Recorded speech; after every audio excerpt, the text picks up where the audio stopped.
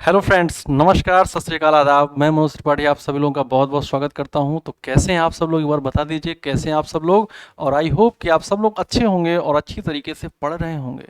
अच्छी तरीके से पढ़कर आप अपनी स्टडी को इतना मजबूत कर रहे होंगे, अपने कॉन्सेप्ट को इतना बढ़िया कर रहे होंगे कि आपके एग्जाम में यदि क्वेश्चन आता है ना, तो फिर वो बच के नहीं जाने वाला है। मतलब कि जो हम लोग पढ़ रहे हैं वहाँ से, और जितना पढ़ते जाएंगे उतना ही हम लोग अपने एग्जाम में आने वाले क्वेश्चंस के करीब होते जाएंगे। ठीक है, तो चलिए बिना किसी देरी के हम लोग आज का टॉपिक शुरू करते हैं। आज का जो हम लोग का टॉपिक है उसका नाम है रामसर कन्वेंशन। क्या नाम है? Ramsar convention. ठीक है ना?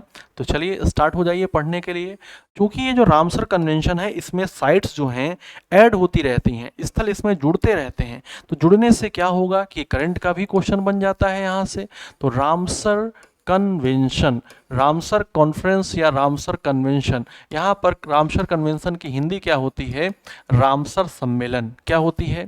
रामसर सम्मेलन हो जाती है। ठीक है ना? अब आप समझिएगा कि रामसर सम्मेलन का संबंध किससे है। तो का सम्मेलन का संबंध, जो रामसर सम्मेलन का संबंध है, ये वेटलैंड से है। किससे है? वेटलैंड से है। कैसे?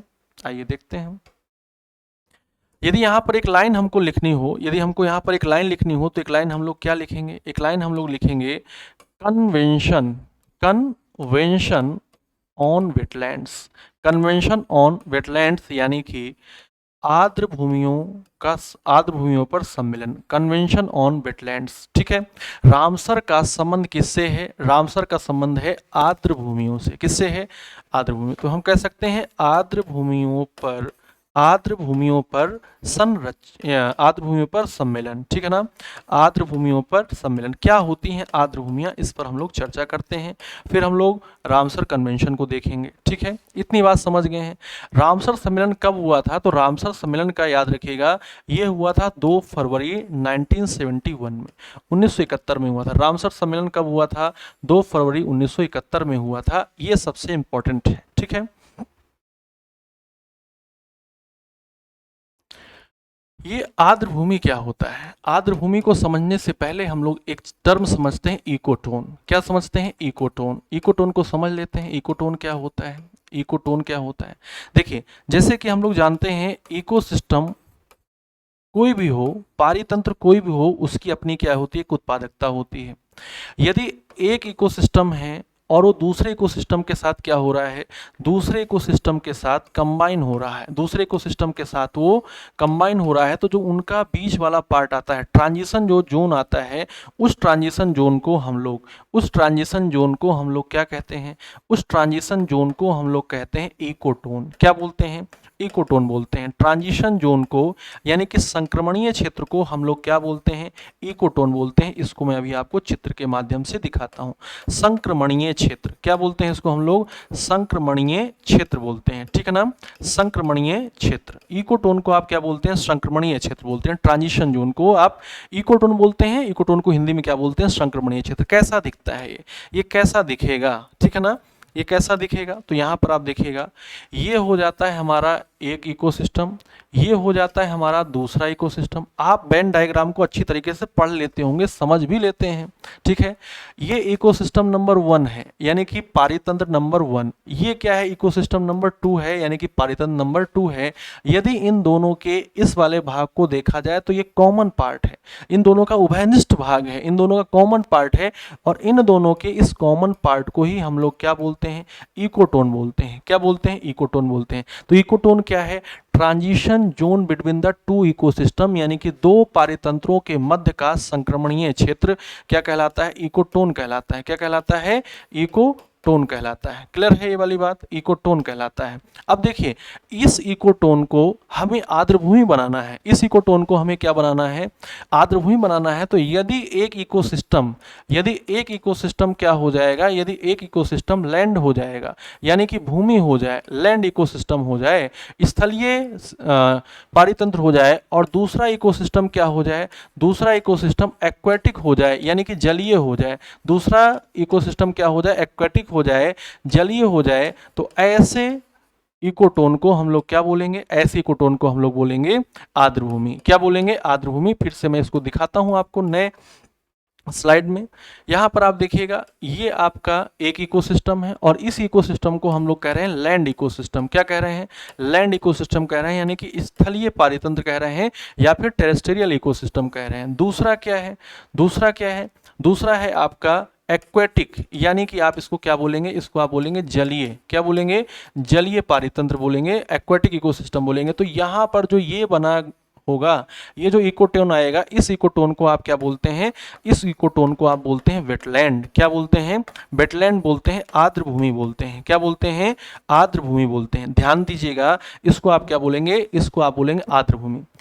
अब सारे इकोसिस्टम की क्या होती है? अपनी प्रोडक्टिविटी होती है। सारे इकोसिस्टम की अपनी क्या होती है? इक्विट प्रोडक्टिविटी होती है। तो यदि हम लोग यहाँ पर देखें कि जो इकोटोन है, इकोटोन वो क्या करेगा? इकोटोन की जो प्रोडक्टिविटी होगी, उत्पादकता होगी, ये क्या होती है? जो पारितंत्र होते हैं नंबर 1 नंबर 2 उन सबसे क्या होती है? ज़्यादा होती है। क्या होती है? ज़्यादा होती है। तो यहाँ पर लैंड इकोसिस्टम का एक प्रोडक्टिविटी होगी, एक्वेटिक इकोसिस्टम की एक प्रोडक्टिविटी होगी। अब इन दोनों के ट्रांजिशन जोन से जो बन रहा है वेटलैंड, उसकी अपनी प्रोडक्टिविटी होगी। तो इसकी जो प्रोडक्टिविटी होगी वो लैंड की प्रोडक्टिविटी से, लैंड इकोसिस्टम की प्रोडक्टिविटी से, और एक्वेटिक यानी कि जलीय पारितंत्र की प्रोडक्टिविटी से क्या होगी? ज़्यादा होगी। और यदि आप वेटलैंड की बात करेंगे तो ये किसके लिए फेमस हो जाएंगे? ये फेमस हो जाएंगे जैव विविधता के लिए। किसके लिए फेमस हो जाएंगे? जैव विविधता के लिए फेमस, जैव विविधता के लिए प्रसिद्ध हो जाएंगे, जैव विविधता के लिए प्रसिद्ध हो जाएंगे। अब आप यहाँ पर देखिएगा, जो जैव विविधता के लिए प्रसिद्ध हुए, ये जो जैव विविधता के लिए प्रसिद्ध हुए, तो जहाँ पर जैव विविधता अधिक मिलती है वहाँ पर जैव विविधता को क्षति होने के, जैव विविधता के क्षति होने के चांसेस भी ज़्यादा होते हैं। तो वहाँ पर जैव विविधता का संरक्षण करना होता है। तो यदि हमको जैव विविधता का यहाँ पर संरक्षण करना है तो हमें वेटलैंड को क्या करना होगा? वेटलैंड को हमें सुरक्षित करना होगा, वेटलैंड को हमें संरक्षित करना होगा। तो वेटलैंड को सुरक्षित करने के लिए विश्वव्यापी यानी कि वर्ल्ड लेवल पर 2 फरवरी 1971 में ईरान के शहर रामसर में, कहां पर? ईरान के शहर रामसर में एक कन्वेंशन होता है और इस कन्वेंशन को आप क्या कहते हैं? इस कन्वेंशन को आप रामसर कन्वेंशन यानी कि रामसर सम्मेलन कहते हैं। तो रामसर सम्मेलन का संबंध किससे है? तो रामसर सम्मेलन का संबंध है आर्द्र भूमियों में मिलने वाली जैव विविधता के संरक्षण से। आर्द्र भूमियों में मिलने वाली जैव विविधता के संरक्षण से है। 2 फरवरी 1971 में होता है। जो रामसर जगह है ये कहां पर है? रामसर जगह है ईरान में। रामसर जगह कहां पर है? ईरान में, यानी कि ईरान का शहर है। और जो रामसर है ये कहां पर लोकेटेड है? तो आपने एक नाम सुना होगा कैस्पियन सागर का। कैस्पियन सागर के किनारे है। ये कहां पर है? कैस्पियन सागर के किनारे है। ध्यान दीजिएगा, जो रामसर है ईरान का एक शहर है जो कि कैस्पियन सागर के किनारे है। कैस्पियन सागर है क्या? कैस्पियन सागर के बारे में हम लोगों को दो चीजें अच्छे से ध्यान रखनी चाहिए। कैस्पियन सागर एक झील है। कैस्पियन सागर क्या है? एक झील है कैस्पियन सागर के किनारे। और ये कैसी झील है? ये खारे पानी की झील है, यानी कि सलाइन लेक है। और यहाँ पर सबसे इंपॉर्टेंट बात ये ध्यान रखनी है कि ये विश्व की सबसे बड़ी झील है। कैसी है ये? विश्व की सबसे बड़ी झील है। कैस्पियन सागर, कैस्पियन सी। कैस्पियन सागर को 5 कंट्री घेरे हुए हैं। उनमें से कंट्री कौन सी है? ईरान। कौन सी है? ईरान। ईरान का शहर रामसर। ईरान का शहर कौन सा है? रामसर है।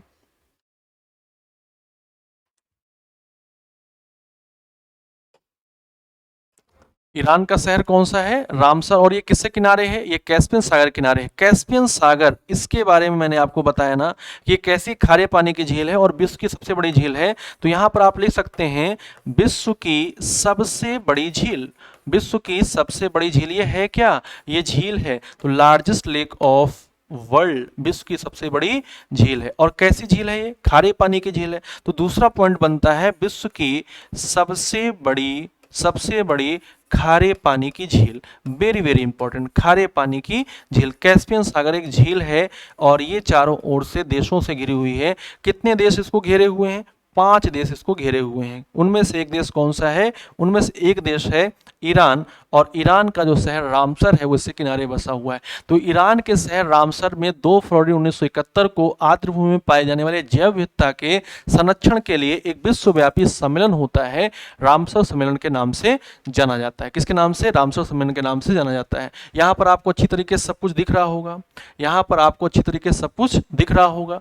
और आर्द्र भूमि क्या होता है? यदि दो इकोसिस्टम हैं और उनके ट्रांजिशन जोन का नाम देना हो तो क्या देंगे, इकोटोन देंगे। उनमें से यदि एक इकोसिस्टम लैंड इकोसिस्टम हो, दूसरा एक्वेटिक इकोसिस्टम हो, तो उसको आप क्या नाम देंगे, उसको आप आर्द्रभूमि देंगे। क्या नाम देंगे, आर्द्रभूमि देंगे। आर्द्रभूमि अपनी जैव विविधता के लिए प्रसिद्ध होती हैं। इतनी बात सब लोग समझ गए हैं ना, इतनी बात आप सब लोगों ने समझ ली है। देख लीजिए आप अच्छे से, और कोई दिक्कत या कोई परेशानी हो तो आप मुझसे शेयर कर सकते हैं, ठीक है।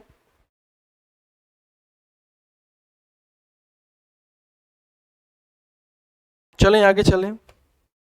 अब देखिए, लगभग वर्ल्ड में, विश्व में टोटल रामसर साइट्स कितनी हैं। अब देखिए, जहाँ जहाँ पर आर्द्रभूमि में पाई जाने वाली जैव विविधता बहुत ज़्यादा है और उसको किसी तरीके से आगे आने वाले भविष्य में नुकसान होने के चांसेज हैं, तो वहाँ पर क्या किया जा रहा है, वहाँ पर संरक्षण दिया जा रहा है और उसको हम लोग रामसर संरक्षित क्षेत्र या फिर हम लोग रामसर साइट या फिर आर्द्रभूमि संरक्षित क्षेत्र कहते हैं।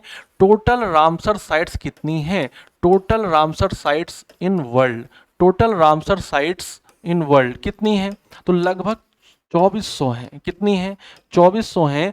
और सबसे ज़्यादा जो नंबर है, सबसे ज़्यादा जो नंबर ऑफ साइट्स हैं, maximum number of sites, maximum number of sites, number of sites यानी कि maximum number of Ramsar sites, यदि आप कहें maximum number of Ramsar sites, यानी कि रामसर साइट्स की अधिकतम संख्या, रामसर साइट्स की अधिकतम संख्या, ध्यान दीजिएगा, रामसर साइट्स की, रामसर साइट्स की अधिकतम संख्या कितनी है। Maximum number of Ramsar sites कहाँ लोकेटेड है, maximum number of Ramsar sites are located in UK, are located in UK, Uttarakhand, sorry Uttarakhand नहीं, यहाँ पर क्या होगा, United Kingdom. Maximum number of Ramsar sites यानी कि रामसर साइट्स की अधिकतम जो संख्या है, ये सबसे ज्यादा कहाँ पर है, यूके में है।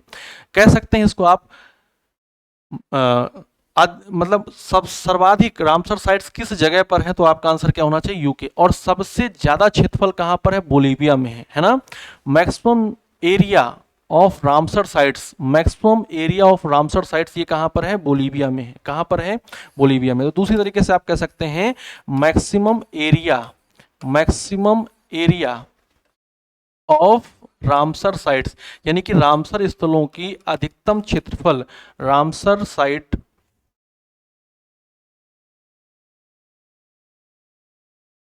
रामसर साइट्स, रामसर साइट्स जो हैं, maximum area of Ramsar sites ये कहाँ पर है, बोलीविया में है। बोलीविया कहाँ पर है, बोलीविया साउथ अमेरिका में। कहाँ पर है, साउथ अमेरिका में, ये ध्यान रखना है आपको, साउथ अमेरिका में। अब बात करते हैं हम लोग इंडिया में रामसर साइट्स की संख्या कितनी है।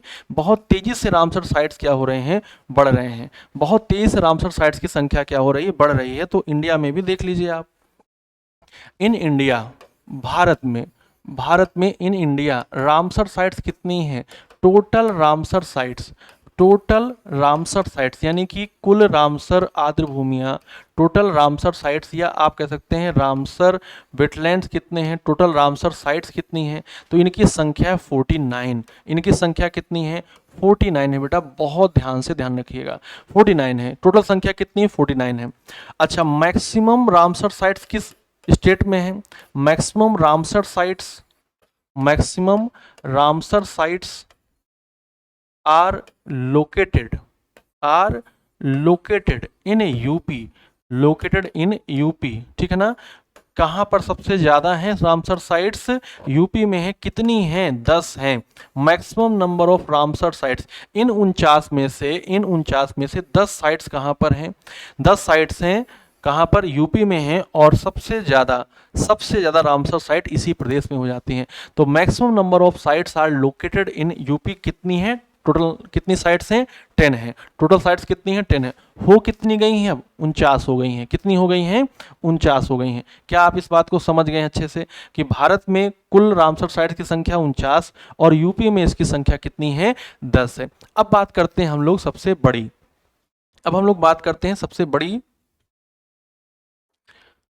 यानी कि largest Ramsar site in India, largest Ramsar site in India, largest Ramsar site in India, Bharat में सबसे बड़ी largest Ramsar site in India, Bharat में सबसे बड़ी जो आर्द्र भूमि है या रामसर स्थल है उसका नाम है क्या?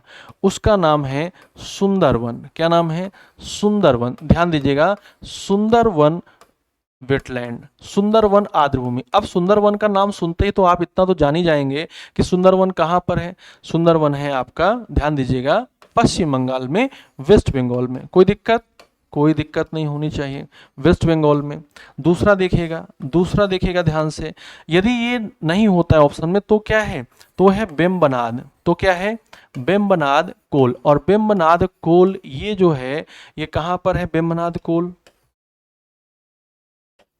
बेम्बनाद कोल ये जगह कहाँ पर है? ये है केरला में। ये कहाँ पर है? केरला में। तो ये दूसरे नंबर पर हो जाता है। सबसे बड़ी रामसर साइट या सबसे बड़ी आर्द्र भूमि भारत में कौन सी है? सुंदरवन वेटलैंड। और दूसरा कौन सा है? बेम्बनाद कोल। दूसरा कौन सा है? बेम्बनाद कोल। अब हम यहाँ पर यदि स्मॉलेस्ट की बात कर लें, यदि स्मॉलेस्ट की बात कर लें तो इसका नाम क्या है? स्मॉलेस्ट पर भी आ जाते हैं। Smallest Ramsar site, smallest Ramsar site in India, smallest Ramsar site in India. ये सब आपको याद होना चाहिए क्योंकि रामसर साइट से संबंधित क्वेश्चन आपके एग्जाम में पूछे जाते हैं और पूछे जाते रहेंगे। Smallest Ramsar site in India, Bharat में सबसे छोटी रामसर साइट का नाम क्या है?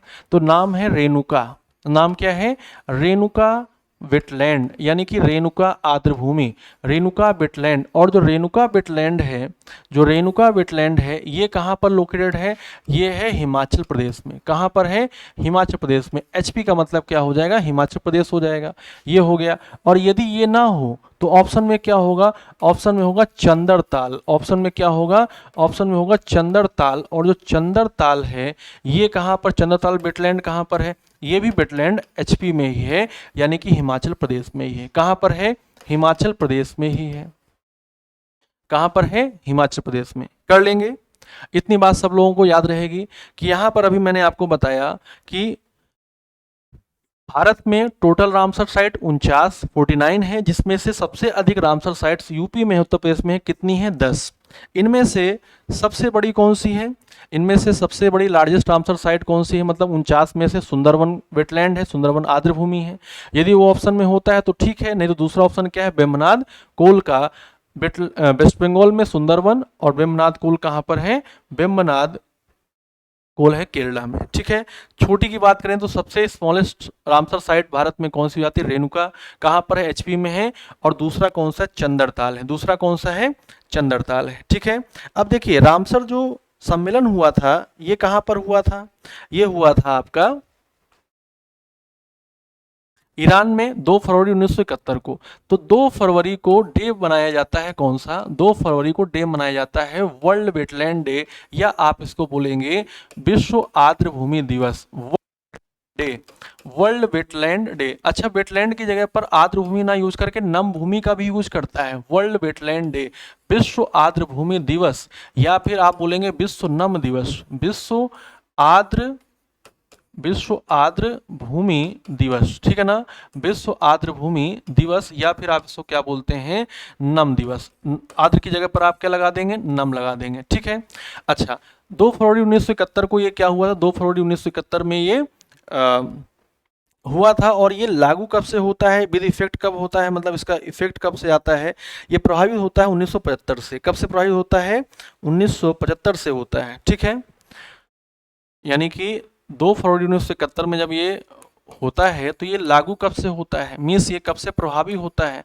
ये प्रभावी होता है विद इफेक्ट फ्रॉम 1975। यस। और इंडिया इस पर कब हस्ताक्षर करता है? भारत कब इस पर हस्ताक्षर करता है? इंडिया कब आता है इसमें? इंडिया आता है 1982 में। कब आता है? 1982 में। और ध्यान रखिएगा 1 फरवरी 1982 में भारत भी रामसर सम्मेलन का सदस्य बन जाता है। क्या बन जाता है? 1982 में भारत भी रामसर सम्मेलन का सदस्य बन जाता है। मनाया जाता है 2 फरवरी को वर्ल्ड वेटलैंड डे, विश्व आर्द्र भूमि दिवस मनाया जाता है, विश्व नम दिवस मनाया जाता है। याद रहेगा आप लोगों को? बोलिए, याद रहेगा? चलिए नेक्स्ट आप देखिएगा। नेक्स्ट, यदि हम आपसे क्वेश्चन पूछें कि जो विश्व आर्द्र भूमि दिवस है विश्व आर्द्रभूमि दिवस, इसको मनाए जाने की शुरुआत सबसे पहले कब हुई थी? तो प्रथम विश्व आर्द्रभूमि दिवस जो मनाया गया था ये 1997 में मनाया गया था।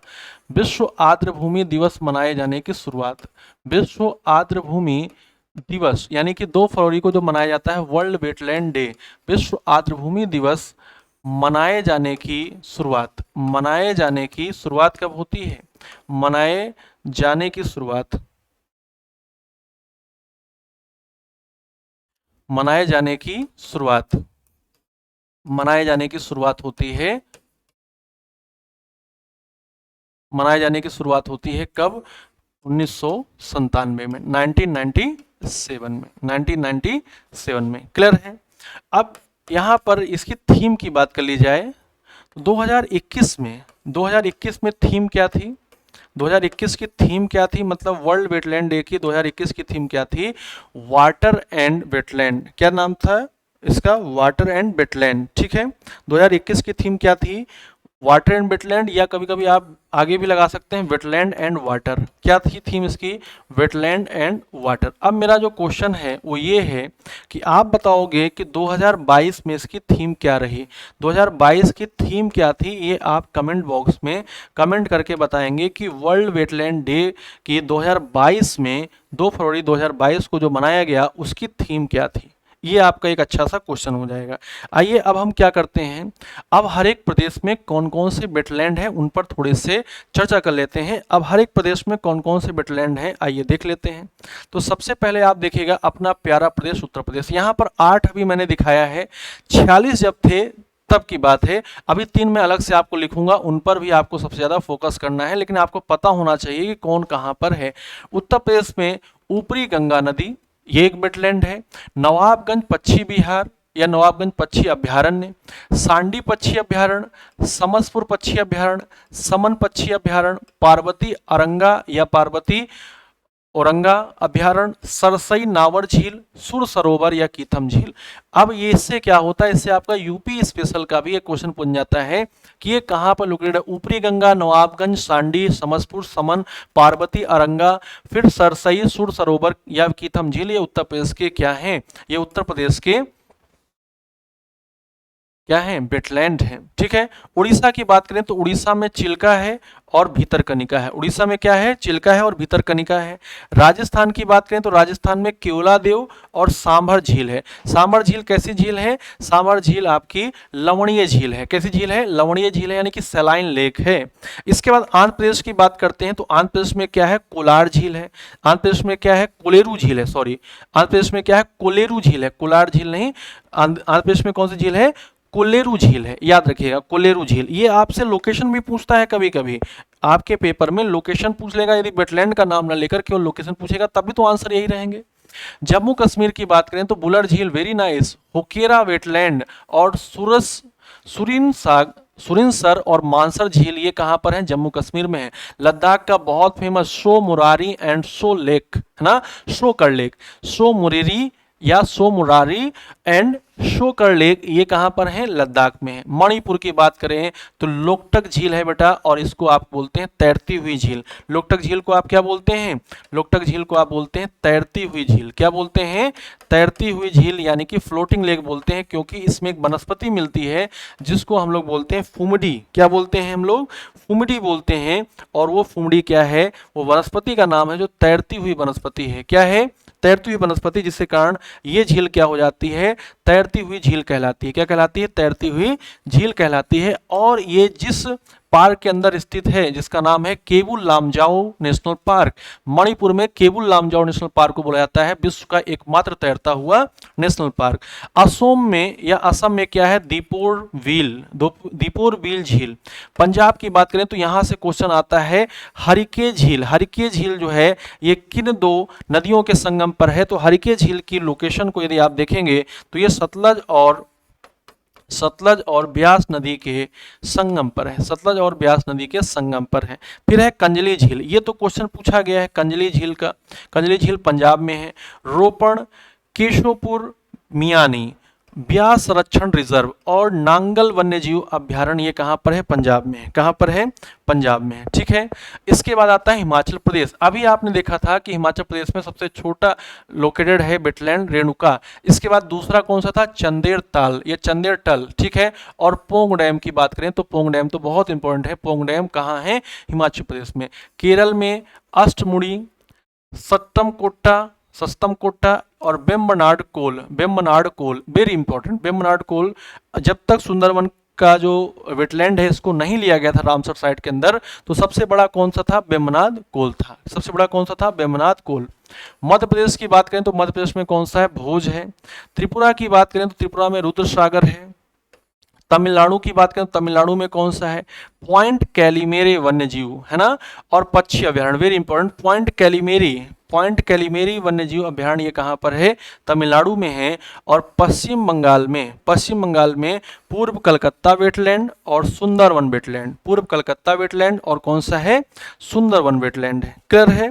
नेक्स्ट देखिएगा, गुजरात की बात करें तो गुजरात में नाल सरोवर पक्षी अभ्यारण्य, थोल झील और वाधवाना वेटलैंड। ठीक है, थोल झील और ये वाधवाना, ये बिल्कुल नए बने हैं। थोल झील वन्यजीव अभ्यारण्य और वाधवाना बिल्कुल नए हैं। महाराष्ट्र में नंदूर मध्वेश्वर और लोनार झील, जिसको आप कहते हैं कि ये क्या है? क्रेटर लेक है, यानी कि ज्वालामुखी विस्फोट से निर्मित झील है। उत्तराखंड आसन झील वेरी इंपॉर्टेंट, आसन बैराज या आसन झील। बिहार में है कांवड़ ताल, बिहार में क्या है? कांवड़ ताल। हरियाणा के ये दोनों भी नए बने हैं, भिंडवास और सुल्तानपुर राष्ट्रीय उद्यान। सुल्तानपुर राष्ट्रीय उद्यान को बनाया गया है, क्या बनाया गया? वेटलैंड बनाया गया। तो ये आपके जो अभी लिखे मैंने 46 हैं। कितने हैं? 46। और हमको कितना और करना है? यहाँ पर हमको यहाँ पर करना है 47, 48 और 49 करना है। ठीक है ना, 47, 48 और 49, 47, 48 और 49। क्यों? क्योंकि इनको मैं अलग से इसलिए आपको दिखा रहा हूं क्योंकि ये अभी लेटेस्ट हैं और ये आपसे पूछे जा सकते हैं। ये लेटेस्ट हैं और ये आपसे क्या किए जा सकते हैं? पूछे जा सकते हैं। ठीक है ना। ओके, तो 47 नंबर पर नाम आता है। अच्छा, जो भी दो यहाँ पर 47 और 48, 49 जो हैं, ये 47 और 49 कहाँ पर है? उत्तर प्रदेश में है। ठीक है, ये हो जाता है हैदरपुर। ये क्या हो जाता है? हैदरपुर। ठीक है ना, हैदरपुर वेटलैंड, या फिर आप बोलेंगे आर्द्रभूमि। हैदरपुर आर्द्रभूमि ये कहाँ पर है? उत्तर प्रदेश में है। हैदरपुर ये कहाँ पर है? उत्तर प्रदेश में है, याद रखना है आपको। ठीक है, फिर है आपका खिजड़िया। क्या है? खिजड़िया। ठीक है ना, खिजड़िया वन्यजीव, या फिर आप कह सकते हैं खिजड़िया आर्द्रभूमि। ठीक है, खिजड़िया वन्यजीव अभ्यारण्य, खिजड़िया वन्यजीव अभ्यारण्य ये कहाँ पर है? गुजरात में है। खिजड़िया वन्यजीव अभ्यारण्य ये कहाँ पर है? गुजरात में है, गुजरात। और इसके बाद है आपका फिर से 49 पर उत्तर प्रदेश वाला, जिसका नाम क्या है? जिसका नाम है बखीरा। क्या नाम है?